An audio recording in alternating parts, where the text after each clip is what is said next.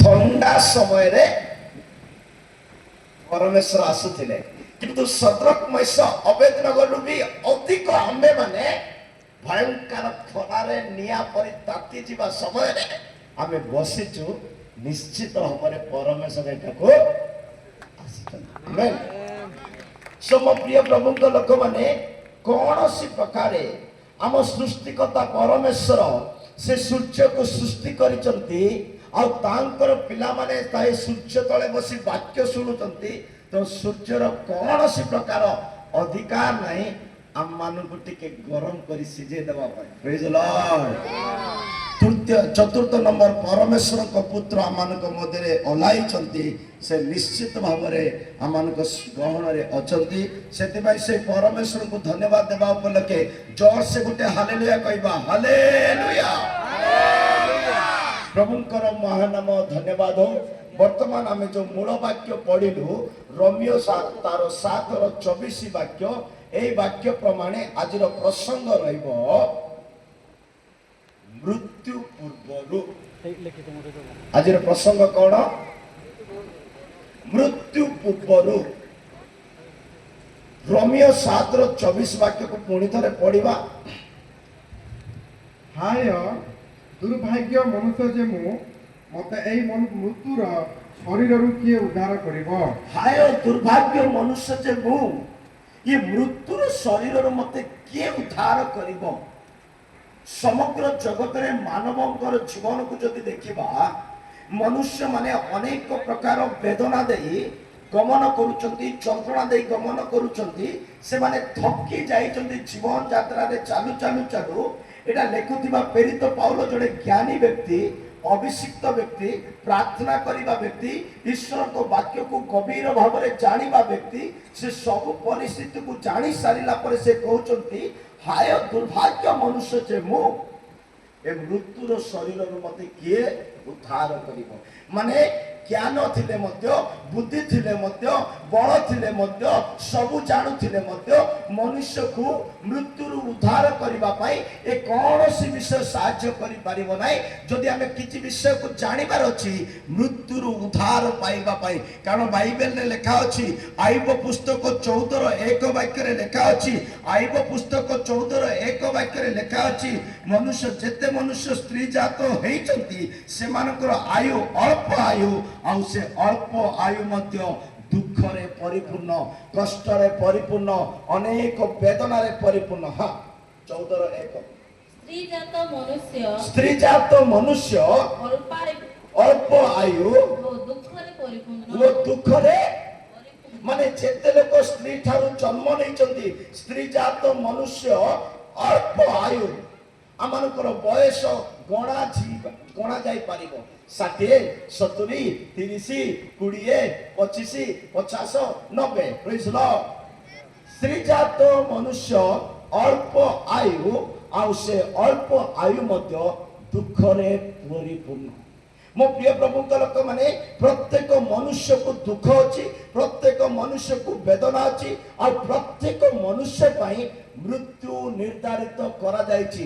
जदि एवरी पुस्तक 9:27 वाक्य पढ़िबा एवरी पुस्तक 9:27 वाक्य रे लेखा अछि प्रत्येक मनुष्य पाई जे मृत्यु निर्धारित करा जायछि आ तापरे विचार सुनिश्चित करा जायछि। हां मनुष्य मानक निमंते जेपरि थरे मात्र मृत मनुष्य मानक निमंते जेपरि थरे मात्र मृत्यु आउ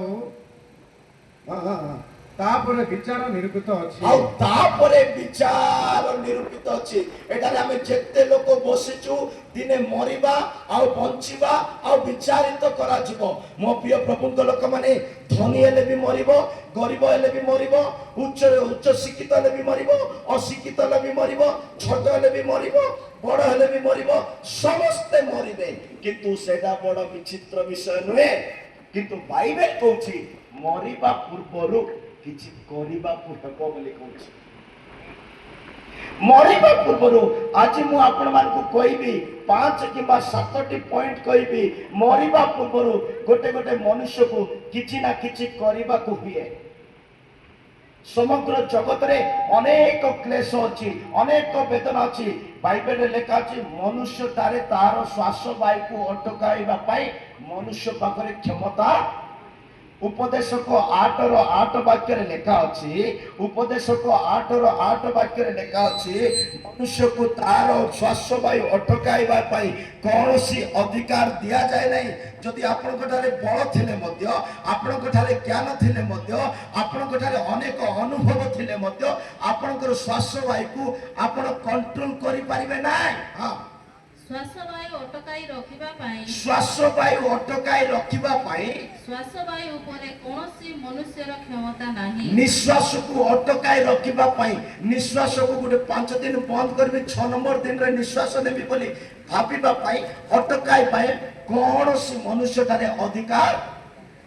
ପରମେଶ୍ୱର ଯଦି ଚାହିଁବେ ଆଜି ବେଣୁର ନିଶ୍ୱାସକୁ ମୁଁ ନେଇଯିବି ବୋଲି ପ୍ରଭୁ ଟିକେ ଇଣ୍ଟରେଷ୍ଟ ଦେଖେଇଲେ, ଟିକେ ମନେ ପକାଇଲେ ସେ ଆମର ନିଶ୍ୱାସକୁ ସଂଗ୍ରହ କରିବେ ବୋଲି ଆଇବ ପୁସ୍ତକ 34:14-15 ବାକ୍ୟରେ ଲେଖା ଅଛି।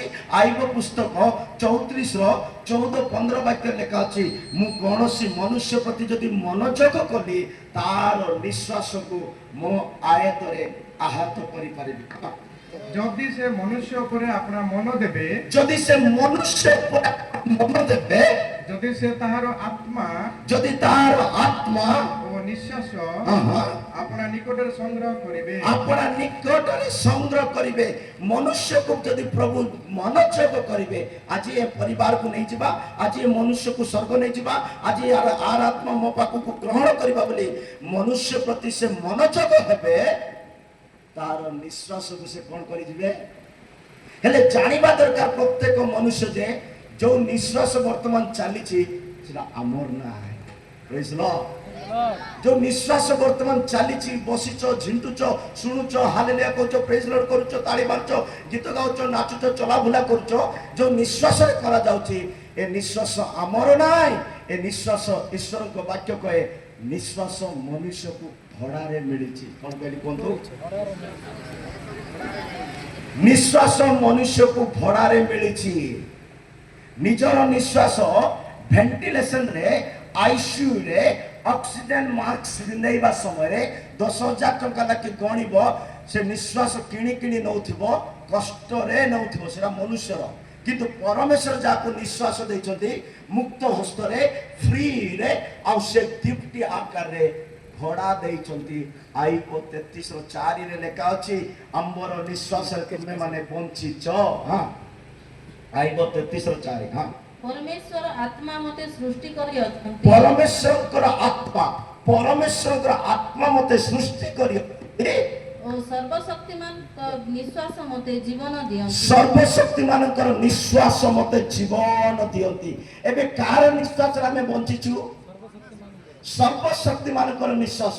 ତ ମନେ ରଖିବା ଦରକାର, ମରିବା ପର୍ଯ୍ୟନ୍ତ ମନେ ରଖିବା ଦରକାର ମୋର ନିଶ୍ୱାସରେ ମୁଁ ବଞ୍ଚି ନାହିଁ, ମୁଁ ତାଙ୍କର ନିଶ୍ୱାସରେ ବଞ୍ଚିଛି। ଫାଷ୍ଟ ତାଙ୍କ ପାଇଁ ବଞ୍ଚିବି। ମୋ ପ୍ରିୟ ପ୍ରଭୁଙ୍କ ଲୋକମାନେ, ମୁଁ ସର୍ବଶକ୍ତିମାନଙ୍କର ନିଶ୍ୱାସ ଦ୍ୱାରା ଜୀବନ ପାଇଅଛି। କୌଣସି ମନୁଷ୍ୟ ତାର ନିଜର ଶ୍ୱାସ ବାୟୁକୁ ଅଟକାଇବା ପାଇଁ ବା ନିଜର ଶ୍ୱାସ ବାୟୁକୁ ନିଜ ନିୟନ୍ତ୍ରଣରେ ରଖିବା ପାଇଁ ଅଧିକାର ନାହିଁ। ଉପଦେଶକ 3:20ରେ ଲେଖା ଅଛି, ଉପଦେଶକ 3:20ରେ ଲେଖା ଅଛି ମନୁଷ୍ୟକୁ ଯଦି ପ୍ରଭୁ ଚାହିଁବେ ସମସ୍ତଙ୍କୁ ଧୂଳି ଆଡ଼କୁ କଢ଼େଇ ନେବେ, ଆଉ ସମସ୍ତଙ୍କର ପ୍ରାଣ ଧୂଳିରେ ଲିପ୍ତ ହେବ। ପଢ଼ନ୍ତୁ। ସମସ୍ତେ ଏକ ସ୍ଥାନକୁ ଯାଆନ୍ତି, ସମସ୍ତେ ଏକ ସ୍ଥାନକୁ ଯାଆନ୍ତି, ସମସ୍ତେ ଧୂଳିରୁ ଉତ୍ପନ୍ନ, ସମସ୍ତେ ଧୂଳିରୁ ଉତ୍ପନ୍ନ, ଓ ସମସ୍ତେ ପୁନର୍ବାର ଧୂଳିରେ ଲୀନ ହେବେ। ଆଉ ପୁନର୍ବାର ସମସ୍ତେ ଧୂଳିରେ।